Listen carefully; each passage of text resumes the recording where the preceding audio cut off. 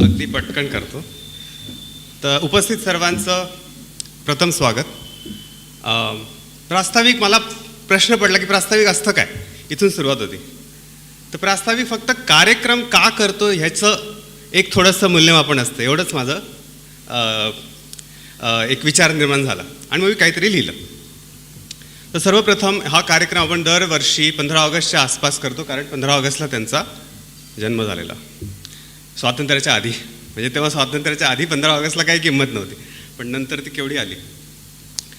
आणि ह्या कार्यक्रमाचं खरं सांगायचं झालं तर एक आणि एकच हेतू आहे, तो म्हणजे उपयुक्त माहिती किंवा ज्ञान याचा प्रवाह निर्माण करणे तुमच्यात आणि देणाऱ्यात. ठीक आहे. तर हे कसं होऊ शकतं? आता ज्ञान मिळवणे, आता सर म्हणत होते की ज्ञान मूर्ती होते ते, पण ज्ञान मिळवण्याच्या दोन पद्धती असतात. एक असते आपण शोधायचं आणि एक असते प्राप्त ज्ञान, जे तुम्ही शाळेत येऊन घेता, कॉलेजमध्ये घेता वगैरे वगैरे. शोधून ज्ञान घेणं हे फार धोकेदायक झालं आहे. करेक्ट. तुम्ही फोन उघडला की काय काय दिसतं आपल्याला, आता आपण कल्पना सुद्धा करू शकत नाही. त्यामुळे शोधून ज्ञान घेणं ही एक, नाही म्हटलं तरी एक अत्यंत रिस्की प्रोसेस निर्माण झालेली आहे आपल्या जगात आजकाल. आणि प्राप्त ज्ञान घेणं तर देणारे नाही आहेत तितकेसे. म्हणजे आम्हाला जे शिक्षक लाभले ते इतकं सुदैव आमचं की त्याच्याने सगळं आयुष्य भरभरून गेलं. आणि त्या काळी शिक्षक ही पेशा हा त्यासाठी जाणला जायचा की सर्वात ज्ञानाची जोपासना करणारे देणारे मंडळी ही शिक्षण क्षेत्रात जायची, आणि ते सुदैव आम्हाला लाभलं. पण देणारे नसतात. मग आता दोन्हीमध्ये प्रॉब्लेम्स आहेत. मग या कार्यक्रमाने काय ठरवलं आम्ही की असं कोणाला आणायचं, जसं आज शुभांगी मॅडम येणार आहेत, मागच्या वर्षी दीपा मॅडम येऊन गेल्या, की ज्या ह्या गोष्टीसाठी सुयोग्य ज्ञान सुयोग्य रीतीने आपल्याला देऊ शकते. म्हणजे जी प्राप्त करण्याची प्रोसेस आहे ती तरी आपण कमीत कमी क्लीन ठेवावी म्हणून. कारण शोध करण्याची प्रोसेस ही सगळ्या आपल्या हातात आहे, ते आपण जे घेऊ ते घेऊ. आणि त्यासाठी मला तरी असं वाटतं की आजचं जे भाषण, ते भाषण नसणार आहे, ते संभाषण असणार आहे. ते तुम्हाला जास्त आवडेल असं मला अपेक्षा आहे.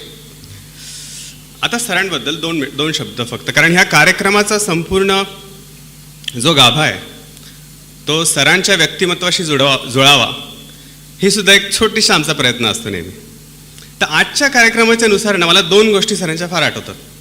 आता त्यांची व्यक्तिवैशिष्ट्य आणि त्यांचे गुण इतके होते की ते सांगत बसलो तरी आपल्याला हा पूर्ण कार्यक्रम लागेल, पण दोन मला आठवतात कारण ते आज थोड्याशा अनुरूप आहेत. पहिली, सर हे चिरतरुण होते. हे जिथे बसलेले ज्यांनी त्यांच्याशी संपर्क साधला किंवा ज्यांना त्यांचा संपर्क लावला हे एका सेकंदात ऐकतील आणि मान्य करतील की सर हे चिरतरुण होते. म्हणजे तुम्ही विचार करा की अत्यंत अध्यात्माची आस पण शून्य अंधश्रद्धा, हे मी फार कमी पाहिलेलं आहे. मारुतीचे प्रचंड भक्त पण कधीच तेल घेऊन कुठे गेले नाही मारुतीच्या मंदिरात, आणि कधीच नाही. तर ही चिरतारुण्याचं लक्षण. कारण इथे विचारांचा फ्रेशनेस आणि विचारांचं कालानुरूप चालणं होतं. आता 1950च्या आधी म्हणजे स्वातंत्र्यापूर्वीची चालीरीती ज्या होत्या त्या तुटक्या मुटक्या होत्या.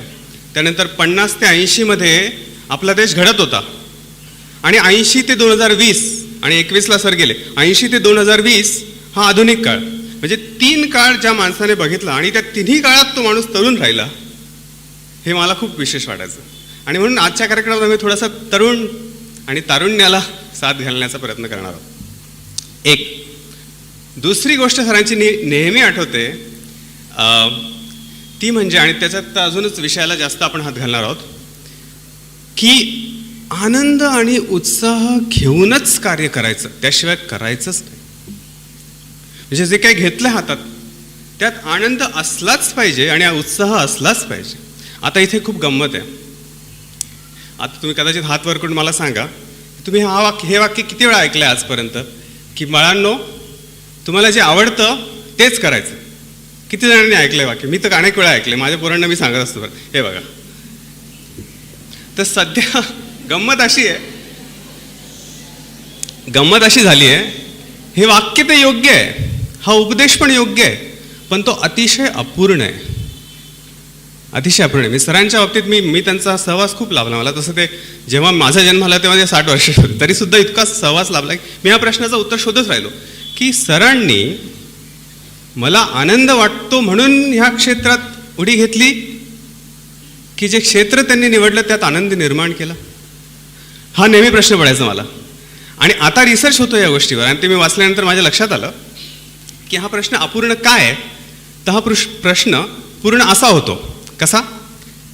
आनंद उत्साह ज्यात निर्माण होईल असं कार्यक्षेत्र शोधायचं कसं, ह्याची गरज आहे आज. आनंद ज्याच्यात मिळतो त्याच्यात कार्य करा. काय कसं करणार मला नाही माहीत, मला कशात आनंद मिळतो ते अपूर्ण राहून जातं आणि बरेच लोक भटकून जातात.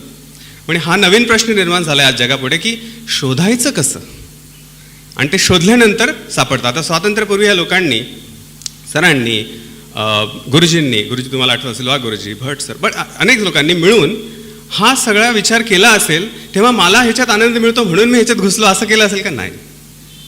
तर त्यांना जे काही दिसत होतं त्यात त्यांना मार्ग सापडत होता. त्यावेळेस मोठी मोठी मंडळी, साने गुरुजी आणि कुसुमाग्रजांपासूनची मंडळी ही त्यांना कुठेतरी काहीतरी स्फूर्ती देत होती आणि त्यांना तो मार्ग सापडत होता.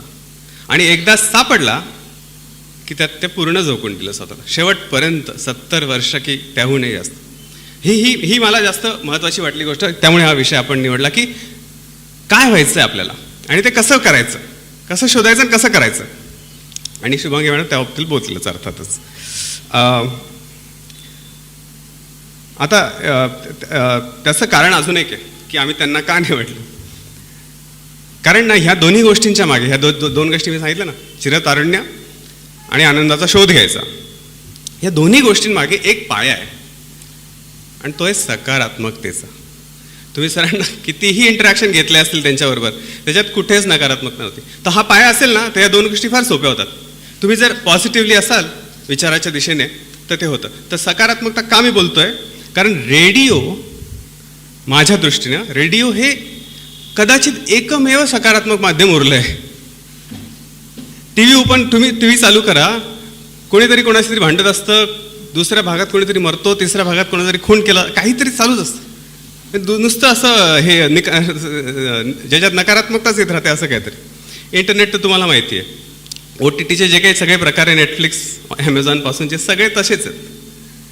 आणि आपण जे शोधतो ते तर जवळपास तेच सापडतं, काहीतरी नकारात्मक सापडतं. रेडिओ गमतीशीरपणे रेडिओने स्वतःला अजूनही सकारात्मक ठेवलं आहे. तुम्ही त्याच्यावरचे कार्यक्रम आहे का, असं कधी तुम्हाला सापडणार नाही का अरे हे काय चाललं आहे, का असं सांगतात, एवढी काय निराशा आहे जगात. तर त्याच्यात खूप आशावाद आहे रेडिओ ह्या माध्यमात, का कोणाच ठाऊक. आणि तो बदलू नये असं माझी ही सुद्धा इच्छा आहे. म्हणून त्यांना आज आम्ही आमंत्रित केलं. आणि त्यांचं ऐकून, आता हे माझं शेवटचं वाक्य, त्यांचं ऐकून पुढं होतो बाकी शेवटपर्यंत आवाज येत होता येस.